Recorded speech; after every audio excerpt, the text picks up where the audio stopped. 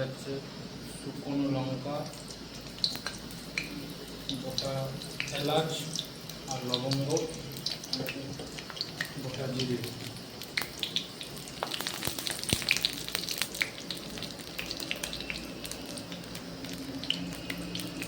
পেঁয়াজটা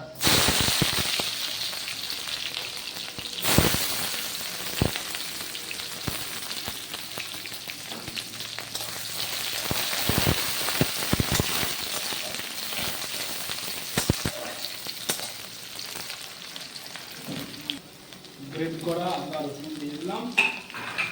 পেঁয়াজটা এভাবে লাল লাল করে ভাজা হয়ে গেলে আদা রসুনের পেস্টটা কিন্তু দিয়ে দেবে। আদা রসুনের পেস্টটা দিয়ে 10 মিনিট ভালো করে নাড়িয়ে চাড়িয়ে নেব।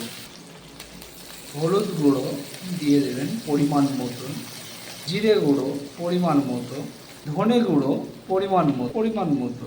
আমরা কিন্তু শুকনো লঙ্কা দিয়েছি, তাও স্বাদের জন্য কিছুটা হলেও গুঁড়ো লঙ্কা ব্যবহার করব।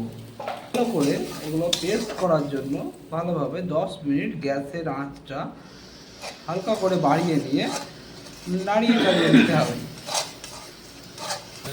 মশলাটা সুন্দরভাবে তেল ছেড়ে দিয়েছে, কালার হয়ে গেছে এবং মশলার উপরে তেল চলে এসছে, সুন্দর গ্রেভি হয়ে গেছে। এটা ধুয়ে রাখা চিকেন দিয়ে দেওয়া হচ্ছে।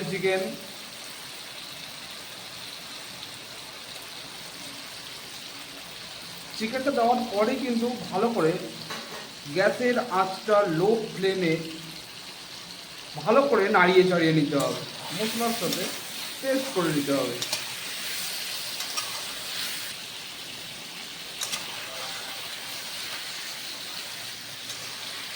দশ থেকে 15 মিনিট এটাকে কষিয়ে নিতে হবে,